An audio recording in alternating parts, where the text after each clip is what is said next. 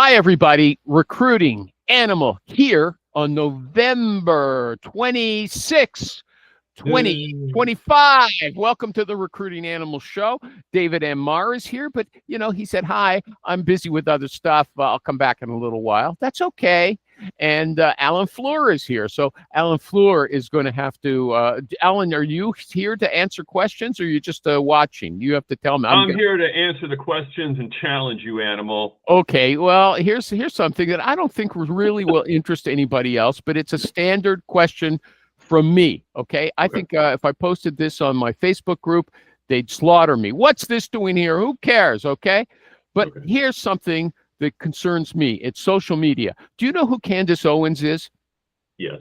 Okay, I think she's a total kook, a nut, okay? But I also think she posts bizarre things just to get followers, okay, and makes up weird conspiracy theories. And she has millions of followers, just so people know, she's not a nobody. I can't stand her delivery. I can't stand her ideas. I think she's a smug little so-and-so, okay? But her great thing now is Emmanuel Macron. He's the president of France, okay? And he's got a weird thing going for him anyway. He married his high school teacher, who was the mother of his best friend, okay? Oh. That's odd enough. But Candace Owens claims that she used to be a man. Mrs. Macron used to be a man, okay? And she was hammering away at it for a long, long time. And then the Macron said, we're going to sue you. And then she played a poor little me with my 3 million followers. I'm libeling you. I'm saying all kinds of things about you, but how dare you sue me, okay? But it doesn't stop there. Now Candace Owens is claiming that the Macrons have paid $1.5 million to take out a contract on her life. They're paying for an assassination attempt. And she's also claiming that French foreign legionnaires were at the university where Charlie Kirk was assassinated on the day of his death. Okay. Now, so anyway, these are bizarre claims. Okay, so I took one of her postings from X and I posted it on my Facebook page. And somebody I know and respect, and I know is smart and efficient, successful, that guy came and said, oh, she's making a good case. Okay, so if I had, I'll just go on a bit more. If I had a candidate and I ran that guy's name through social media, or worse, if my hiring manager had a candidate and put my candidate's name through social media, and he came up and he saw this stuff, this candidate is saying this is really smart. The stuff I consider is deranged, okay? Do you think that would make a difference if, again, Alan, I know I'm going on, but if the person was smart, had a good background, and it was very personable, when you spoke to him or her one-on-one in an interview, you liked the person. Do you think endorsing Candace Owens or someone like her would affect the hire? Again, Animal, it depends. And I'll give you, and I'm going to give you another. I heard a little bit about the Candace Owens story. That's why you filled it out. Here's the thing. Somebody in our business who has very strong opinions lost their job for those very strong opinions and then got hired by another reputable organization. Let me stop you for a sec. Okay. What would be the reason? Like you mentioned that someone who said, either somebody, right. Go ahead. Social media or somewhere else and got fired. Now, some opinions are so repulsive in themselves that say, I don't want to work with somebody like that just because I'm repelled by that idea. But what was the reason? I mean, why if someone's got an idea you consider strange, how would that affect their work? And is it legal to reject them for that reason? Or you wouldn't have to admit that's why you were rejecting them, okay? But I have to look up the laws because I forget I don't know political affiliation or others, but there's such a long list of things. No, but the thing is, if it's before the hire, if it's just a process, you don't have to say, well, let me put it to you this way. Same company interviews a guy, and it turns out that he is a philanderer. And during the interview process, they discover he probably cheats on his wife. He's a player. but he's a really good salesperson. He makes his numbers. People like him. And people respect him, but he is a philanderer. Now, would a company hire him? I don't know. Okay, I mean, so that was an interesting example. I think that's fair. You could be at a trade conference, trade show, and you realize that this person is spending the night with, he's married, spending the night with somebody who's not his wife. But substitute. No. Now I want to come back to this social media thing, David M. Marr. If your hiring manager looked at, put the candidate's name through Google and came up with this endorsing Candace Owens' weird, bizarre claims, could that affect the hire? And if so, why? I guess it depends on the nature of what they found. If it was something that could I be told you what fraudulent. they found. I told you what they found. If somebody has a conspiracy theory that doesn't harm people, that's not ethical, that's not messing with kids or criminal in nature, and it's just like a wacko, like far out there type of theory, I don't necessarily think that's a reason that they wouldn't hire someone. No, It could. I mean, it wouldn't affect the hire. I don't think so. Okay, here's another odd one. Okay, I wish that Richie was here for this one. Some people say they drive a big car because they're going to impress clients and things like that. It's a little different now with the internet because you don't necessarily have to go visit anybody, and they look out the window and see what you're driving. But are there props that you can impress people with when you're trying to get them to do business with you? Let's say a car, your office, the clothes you wear, the way you speak, or the jargon that you use, or maybe the friends you have. You got your picture taken in with a lot of important people. Is there anything that still works like that today? Maybe nothing comes to mind, even if you think maybe there are. Yeah. Is there anything like that? I remember back in the day, it was watches and pens. No, but even you mean if you go to the office with someone and you pick out an expensive pen, or you're wearing you go to an event and you're wearing a real expensive watch, or you're walking around with an expensive pen or you pull it out and use it at an event, whatever. Yeah. Okay, here's something I really liked. Apparently, these are things that Steve Jobs, who, I don't like Steve Jobs' reputation, but this is what he said. He said, make your pitch repeatable in one sentence. I really like that. He said, if it's one sentence, or if it's more than one sentence, your buyer's not going to remember it. Okay. And his example was like 1,000 songs in your pocket. Okay. Yeah. Or the world's thinnest notebook. Okay. And it could be a recruiter saves you money, or a recruiter saves you time and money. Okay. Or I save you time and money. That's what Rich's postings on LinkedIn harp on all the time. Okay. What do you guys think? Is it good to have a pitch? Is it important to have a pitch that's one line long? I think it helps to make yourself stand out and be rememberable. What's yours? What's your one line, or what would you come up with? I'm a great sorcerer, or what? I mean, I have no idea. I'd have to think about it and run it through some. Okay, think about it for the future. Al, do you have one for yourself? A one-liner? We make your companies better. Well, how about this then? Save your heart. People say, I make my clients look good. Fine. Okay. But what about this? Also, Steve Jobs said, he said, use odd language, like not corporate language. Okay. So if you might say that amateurs are lousy recruiters, right? Maybe say good amateurs are good recruiters. Who knows?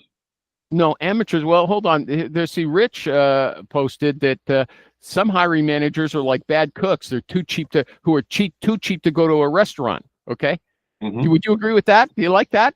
Hiring managers are bad cooks who are too cheap to go to a restaurant. You guys? Okay.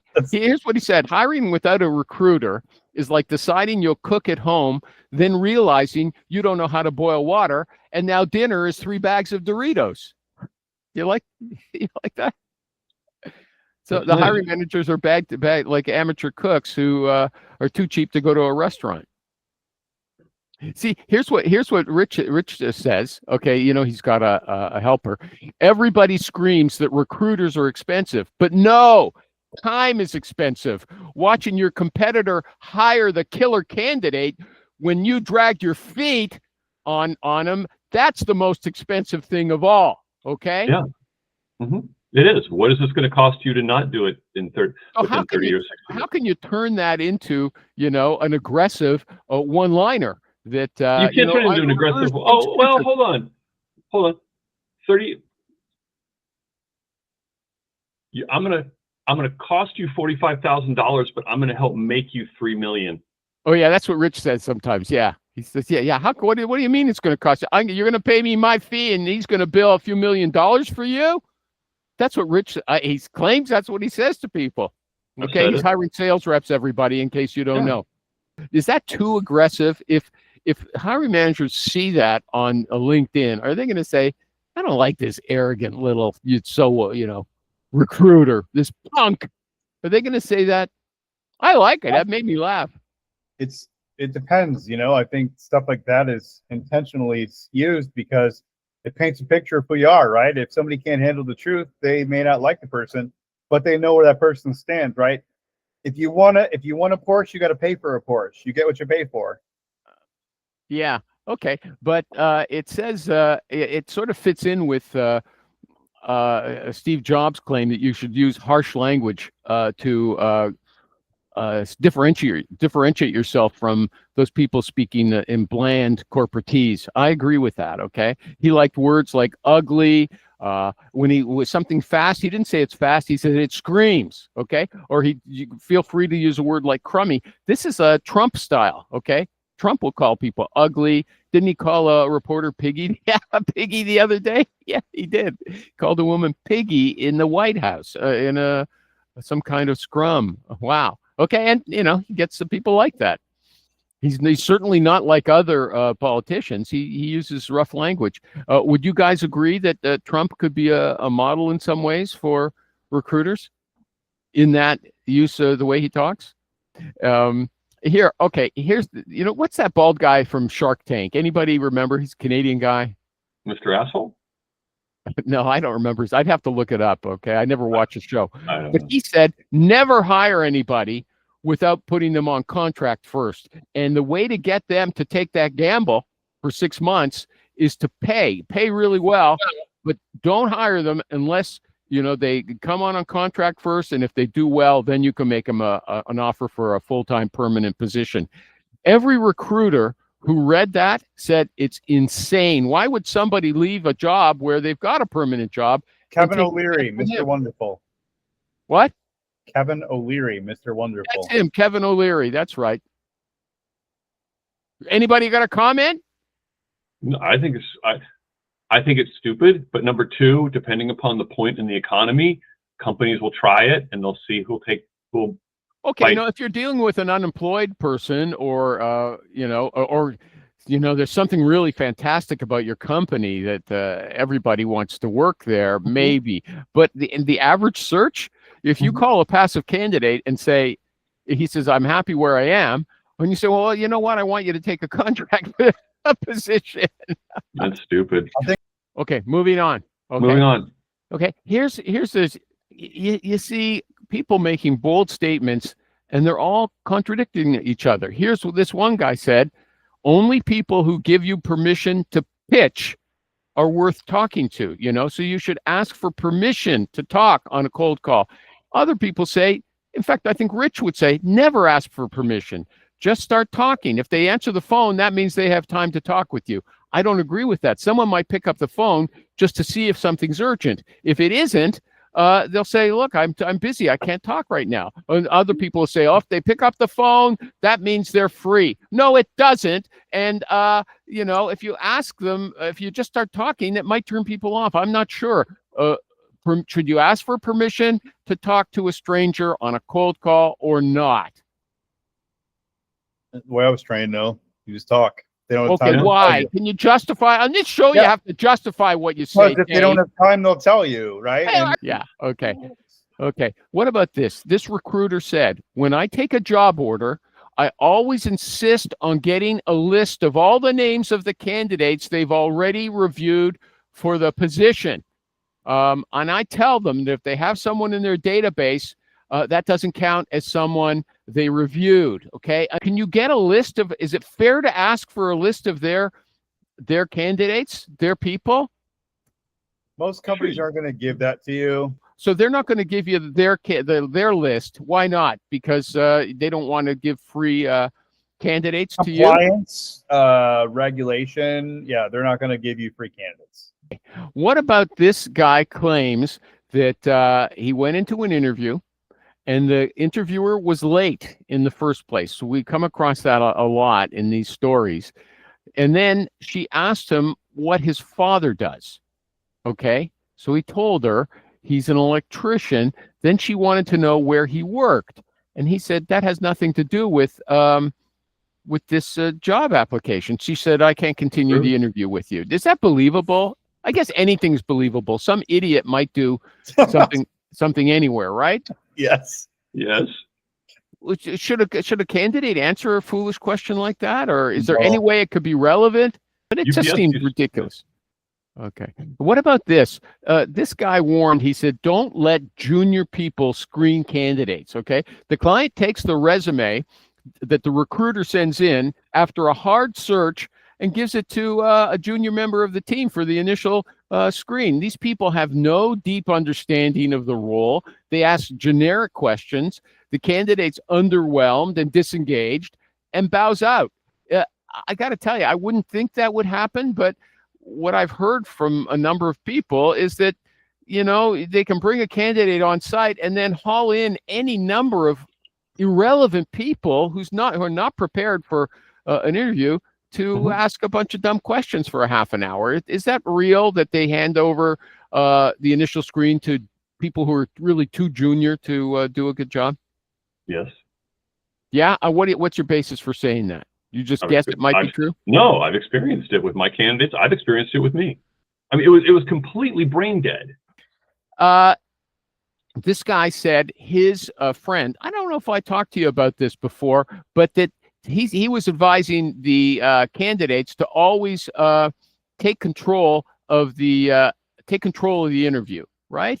And I found, you know, the way that he was advising the candidate to do it was too aggressive. A friend of mine did this. Let me see. As soon as the interview starts, he asks a question. He says, "Who are you? What do you do?" Okay. He asked that. It's a strange way. You know, he should do his research ahead of time. Well, maybe he doesn't know who's going to call him, but is that a fair? Who are you? What do you do at the company? Is that a fair question to ask your interviewer before you start talking? No, because typically you're going to know who your interviewer is unless it's like somebody filling in for somebody. Not necessarily. Will you? The best companies that I know of, when I've interviewed, they give you, we want the candidates, you want the conversation to be fruitful, right? So you're going to say, hi, you're going to be meeting with Alan Floor. He's the director of recruiting. Then you're going to be meeting with, Recruiting Animal, who's, a hiring manager on a peer team. Then you're going to have a panel with your peers, something like that. You're going to get the LinkedIn profiles. You're going to know who the names are, what they do, what the type of interview is going to be. And in some cases, here's some practice resources. Here's information about the company. We recommend, this is what we're assessing for. And here's some questions that, things to think about. Okay, so let me just interrupt there. He said the second question he asks is, what kind of skills are you testing me for? Again, that should all be done up front. But I guess if you're going in blind and you're winging it, maybe it's good to have it as a backup. Maybe if you're an applicant, you won't know those things in advance. Is that fair? Even if you're an applicant, you're typically going to be talking to a recruiter first, who's going to then send you the information. If it's a poorly ran company, if you're doing your homework on the company and you see the Glassdoor reviews say that their interview process is a disaster, then I would ask those questions. But assuming that they have a well-defined interviewing process and it's clearly designed and it's an employer that people want to work at, then you wouldn't have to do that. Okay, I think there's an issue that the candidates should be prepared if the interview is lousy to somehow take control and say, look, these are the things that I just want you to know in a humble way, so it's not an affront. These are the things I think you should know about me. Okay, just that's what I want you to know. Okay, and he doesn't have to take control at the beginning. If things are going off the rails and the interviewer doesn't know what to do, then say, look, I just want to make sure you know these things about me. Can I tell you?